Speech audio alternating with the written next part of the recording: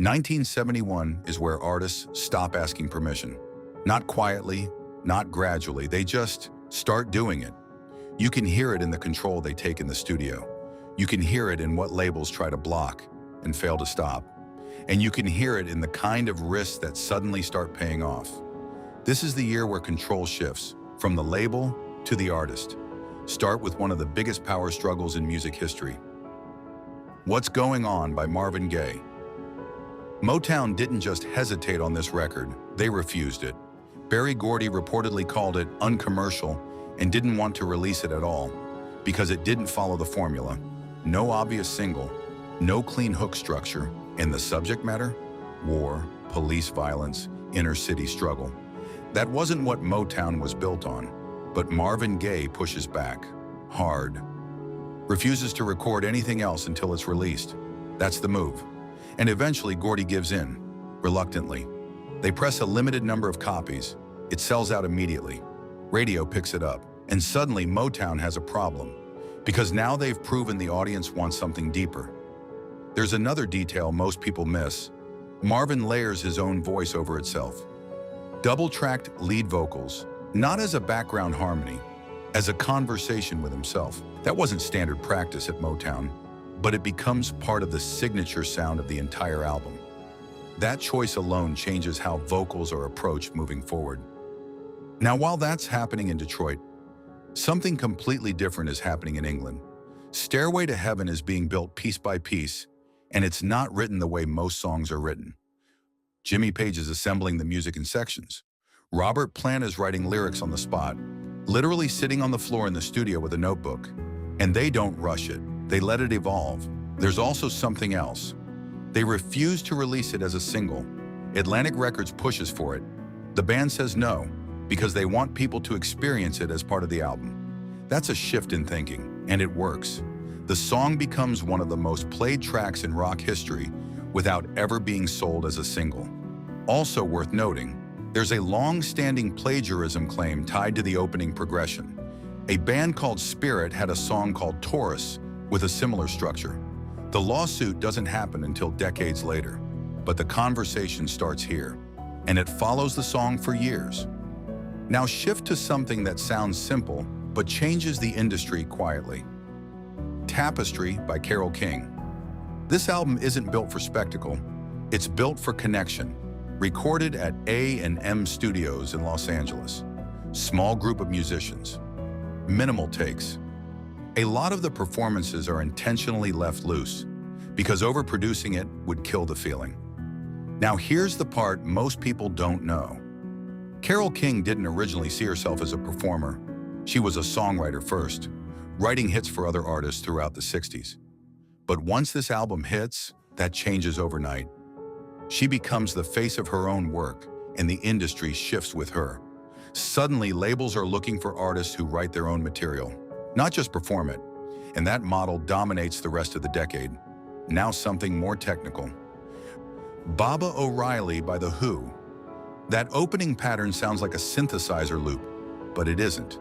Pete Townshend is using a Lowrey organ connected to a device that sequences notes based on input data. It's not a loop. It's programmed, which means it doesn't drift, it doesn't fluctuate, it stays mechanically perfect. That's why it feels different from everything else at the time. And here's the key detail. That part wasn't designed for radio. It was part of a larger concept project called Lifehouse that never fully came together. So what you're hearing is actually a piece of a much bigger idea that gets condensed into a single track. Now here's a moment that almost didn't happen. Maggie May by Rod Stewart. Originally, this wasn't the focus. It was the B-side to Reason to Believe. Radio DJs flip it, start playing Maggie May instead. And it spreads that way, organically. No push from the label, no marketing strategy, just DJs deciding it's the better track. And then it climbs to #1. There's another detail. That mandolin solo in the middle, not planned, improvised in the studio, left in because it worked. That kind of decision-making defines 1971. Less polish, more instinct. Now something that sounds effortless, but isn't. Let's Stay Together by Al Green. The production here is extremely controlled. Willie Mitchell runs high records like a system. Every instrument has space. Nothing overlaps unnecessarily. And Al Green's vocal, he holds back. That's the trick. He doesn't push power. He restrains it, which creates tension. Also, the song almost doesn't happen. Al Green initially doesn't want to record it, doesn't think it's strong enough. Producer convinces him to try it anyway. It becomes his first #1 hit. Now something that pushes further into darker territory. Brown Sugar by the Rolling Stones. Recorded earlier, but released in 1971. And even at the time, it's controversial. The lyrics reference slavery, exploitation, and power structures in a way that isn't cleaned up for radio. The band later admits they wouldn't write it the same way again. But at the time, it goes straight to #1. There's also a business shift tied to this release. This is one of the first major releases under their own label, Rolling Stones Records, which means more control over distribution and profit. Again, the pattern shows up. Artists taking control. Now something subtle, but important. Family Affair by Sly and the Family Stone. This track uses a drum machine, not a full band. And that changes the feel immediately. It's colder, more precise, less human. And that reflects what's happening inside the band. Tension, fragmentation, isolation. Sly Stone is pulling away from group collaboration and working more independently. And the music reflects that. Now one more detail-heavy moment. Riders on the Storm by The Doors. This track is built around environment. Rain is layered into the recording, not just as background, but as part of the rhythm. Jim Morrison records whispered vocals underneath his main vocal track, almost like a ghost layer. You don't always notice it consciously, but it adds depth. And here's the context that changes how you hear it. This is one of the last songs he records before leaving for Paris, where he dies shortly after. So the tone, the distance, the pacing, it lands differently knowing that.